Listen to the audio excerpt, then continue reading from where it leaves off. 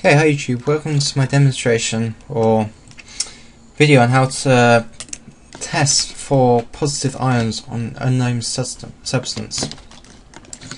So I'll create like a flowchart of how you'll test whether an unknown substance which you have contains a positive ion and what that positive ion is.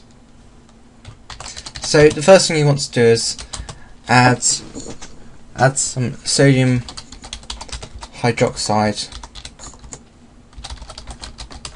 solution.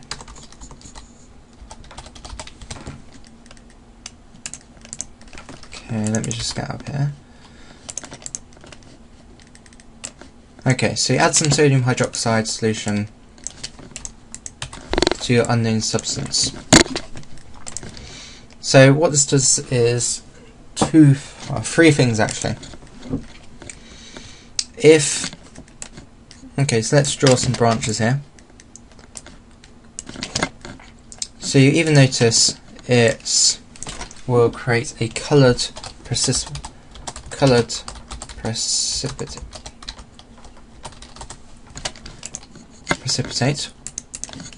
Or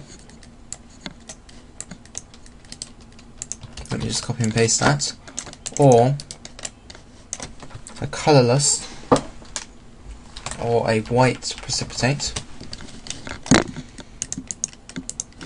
or, and this one's completely different,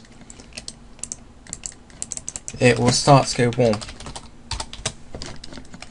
So you notice either of these three things. If you add some sodium hydroxide solution, I spelled that totally wrong, typo there. Okay, so you've added your sodium hydroxide solution and you'll get either of these three things that will either go warm, you have a coloured precipitate, or a white precipitate. So the warm precipitate is a test whether you will receive ammonia. And if it does go warm, what you can do is litmus paper.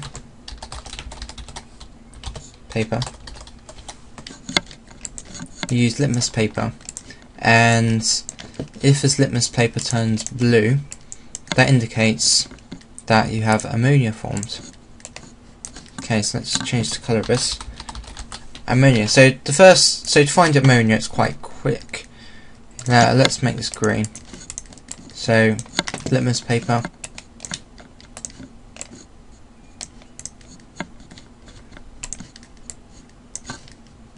And what you do is in your test tube, you put it at the top of your test tube, and if you start to get blue patches on your test tube, on the top of your test tube on the litmus paper, it indicates that you have ammonia there, and now you know what positive ion solution you have. Okay, so look what happens if you have a coloured precipitate. Well, you have either three possible things which you could have. Now let's change the colour to white. You could either have copper. Let's add. Okay, so you either have two positive copper ion. Let's just make it slightly smaller. Yep, either a positive copper ion, which is double positive,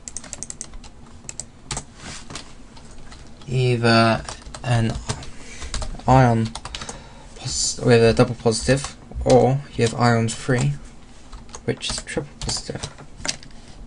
So let's just come down here with added sodium hydroxide solution. If you have a coloured precipitate, then we'll have either of these three here. Now if our colour is reddish brown, we need to go back to black. If we have like a reddish brown brick colour,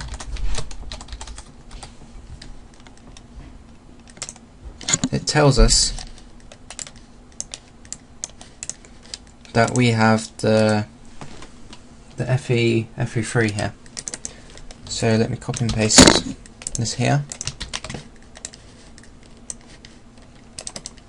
No, shouldn't have done that, it's the wrong colour. So I'll make this brown. So it means we have Fe3 here. And I probably should make this brown as well. So we've added our sodium hydroxide.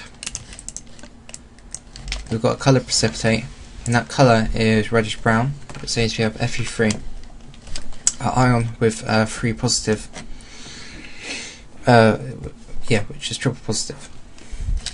Okay, let's move on to the next one. So our next colour which we could have is a light green precipitate. And now let's make this light green. So let's say here, probably won't be that colour. A light green precipitate which slowly turns brown. So if I have our green here, and it's slowly turning brown, we have Fe2. So ion with we have iron again, but with a double positive instead of a triple positive. And then finally we have our copper. Yeah, let's just start that again. So our third possible outcome is if we have copper here. And let's just copper with a double positive. And we will get copper with a light blue precipitate.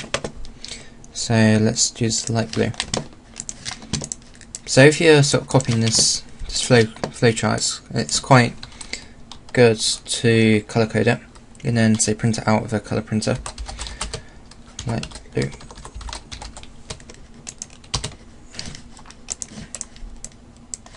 Okay. So we have our 3 options for our colour precipitate.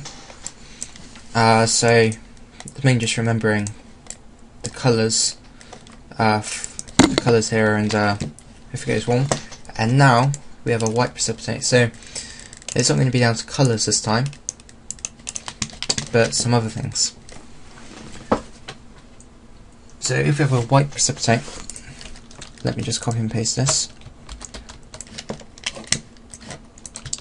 Yep, so if we have a white precipitate,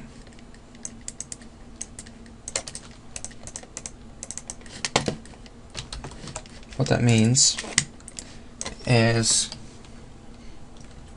we either have Mg, a magnesium with double positive, calcium with double positive, and these are the 2 things which make water hard. Oh, and sorry, I forgot some aluminium, Al2 positive. So the magnesium and the calcium is what makes water hard. Some extra information there. So we got a white precipitate, and we have, what that means by having this white precipitate is we have either of these 3 substances. And we have 2 options which come here, and it separates them separates the magnesium and the calcium from,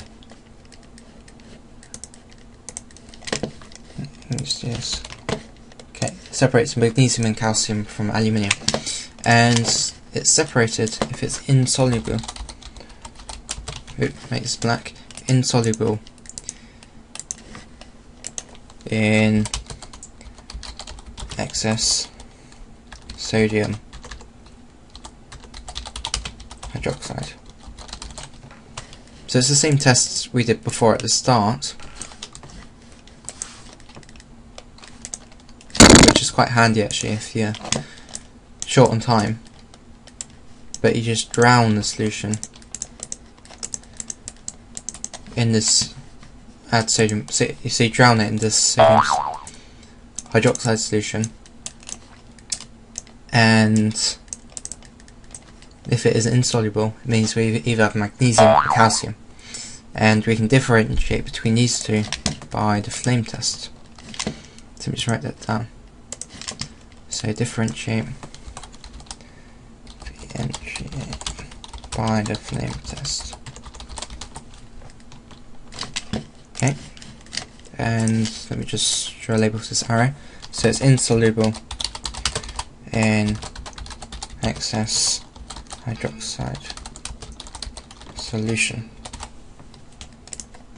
Okay, so if this is insoluble, this must mean it is soluble. So let me get this negative out of the way, so in, and we are left with a final branch, which is for aluminium. And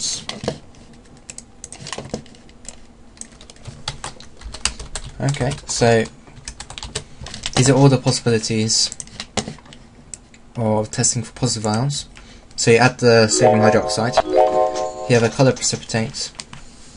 It means you have either the choice of, well, you have either got in front of you copper, ion, or ion free. And if you have a reddish brown solution, is ion triple positive. If it's light green, which slowly turns brown, you have ion with a double positive, ion 2. If it's light blue, you have copper with a double positive. If the solution is warm after you've added the solution and it turns litmus paper blue, you have ammonia. And if you have a white precipitate, which is insoluble in excess hydroxide solution, you have magnesium and calcium. And to differentiate between the two, you use the flame test. And if it is soluble, it means you have aluminium with double positive. Should probably make that bigger. But yes, you have aluminium here. So hope you learned something with this video. Thank you for watching, and goodbye.